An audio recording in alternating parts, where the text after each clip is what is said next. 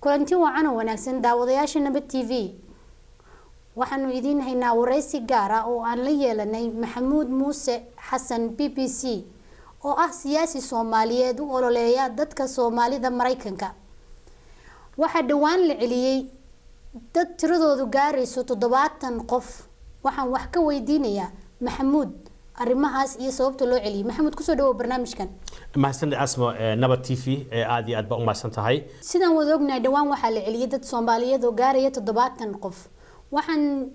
rabaa inaan wax ka ogaado sababta loo celiyay goorma la celiyay mahadsan asmo Nabad TV bismillaahir rahmaanir rahiim salaamu alaykum warahmatullaahi wabarakaatuh dadkana daawanayo meel kasta oo aad joogtaan waa salaamantihiin haddaan asmo u salaabto su'aashaadii runtii weekend hadda ayaa waxa la celiyay 70 qof oo Soomaali ah oo runtii gobolada Mareykanka laga soo aruuriyay dadkaas oo runtii isugu jira laba qaybood waan gartay dadka la celiyay maxaa loo cuskaday oo loo celiyay dadkani waxay ahaayeen runtii dad markii hore wadankan yaraan ku yimi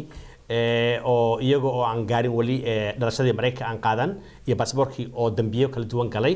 wadanka Mareykanka waxa jira sharci la baasgareeyay 1997 oo ah hadii qofku uu qaxooti u yahay oo galo hal dambi oo weyn in laga qaadi karo sharciga isla markaasna loo celin karo wadankii uu ka yimi marka inta badan kulligood waxay ahaayeen dad maxkamadda ay xukuntay oo dib lagu amray in la celiyo iyo qayb kale oo soo ogtahay 20 sano u dambeeyay Soomaali badan baa waxay ka soo galayeen dhinaca Latin America oo ka imaanay oo mangaliyo doona oo wadankan nolol fiican iyo sharci inay ka qaataan u yimi dadkaas qaarkood 3 sano 2 sano xabsi ku jireen iyagoo wali aan arkin banaanka ayaa la celiyay kadibna sharcigii loo diiday oo maxkamadda ay xukuntay marka diyaaradaas waxay ilaa 90 qof 20 kamid waxay ka soo jeedeen wadankan South Sudan Koonfurta Sudan iyo 20 Soomaali ah waxayna magaalada Muqdisho laga dejiyay maalintii Jimcaha ahayd Maxamuud 40 sano la soo dhaafay inta uu Donald Trump madaxweyne ka ahaa dalkan ilaa intee tiro leeg ayaa la celiyay dadka Soomaaliyeed waxa la celiyay ilaa iyo 1140 oo diyaaradda u dambeysay la qaaday maalintii Jimcaha ahayd waxa kale oo jirta ilaa 4800 ayaa la amray in laga celiyo wadankan 4800 oo runtii la amray waa dad soo galay xiliyadii sagaashameeyadii oo qaarkood ay dambi galeen sharci laga qaatay wadankan joogay oo ka shaqeysan jiray oo qaarkood xataa ay ilmo ku dhaleen marka waxa dadku u joogi jireen oo shaqeysan jireen laakiin maamulkan Trump markii uu la wareegay 2017kii ayuu wuxuu dadgaliyay in dadka Soomaalida la celiyo oo wuxuu amray hay'adaha Homeland Security-ga taas ayaana keentay marka intii kale way joogaan anaga Maxamuud ahaan iyo hay'adaha wada shaqeynay oo dhan dagaal badan baan u galnay gobollo badan oo Mareykan aan tagnay gobollada Soomaalida aad ku degan yihiin waa ka ololeynay Washington baan tagnay anaga madaxda u xuquuqul insaanka oo kala duwan waxaan runtii sheegnay in dadka Soomaalida aan la celin karin wadankoodii nabad una ka jirin xilligan ayna ku habboonayn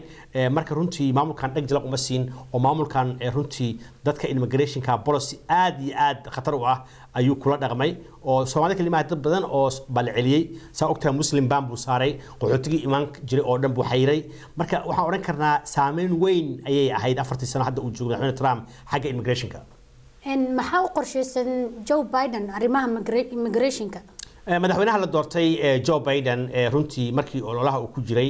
waxyaabaha uu aad u ballan qaaday inuu wax badan ka qabto oo ka bedelo waxa kamid ah arrimaha immigration-ka saa ogtaa wadanka waxa jooga dad badan oo Latina oo ilaa 1 milyan gaaraya oo muddo badan dalbanay in la siiyo sharci maadaama ay dad isbeero oo shaqeeya oo wax dambi aan galin dadkaas runtii mudnaantooda la siin doonaa iyo dhamaanba arrimaha immigration-ka laakiin waxaan filaynaa boqolkiiba maalmood u horeeya waxyaabaha uu qaban doono in kamid tahay inuu horta baankii iyo xayiraadii dadka muslimka la saaray uu ka qaado isbedel badan baan ka rajaynaynaa waana mid uu kale doorashada rajo badan baan laga qabaa in dadka minority-ga policy aad u fiican uu mataqaana keeni doono isagoo geyn doono labada aqalba in la baasgareeyo sababtoo inta badan marka immigration-ka waxyaabaha aadka wadankan u adag weeye waa in labada aqalba ay baasgareeyaan marka la suubinayo sharciyada cusub aad iyo aad ayuu u mahadsan yahay kaasina wuxuu ahaa Maxamuud Muuse Xasan oo loo yaqaan BBC ahna siyaasi ka tirsan dimuqraadiga oo u ololeeya arrimaha Soomaalida Mareykanka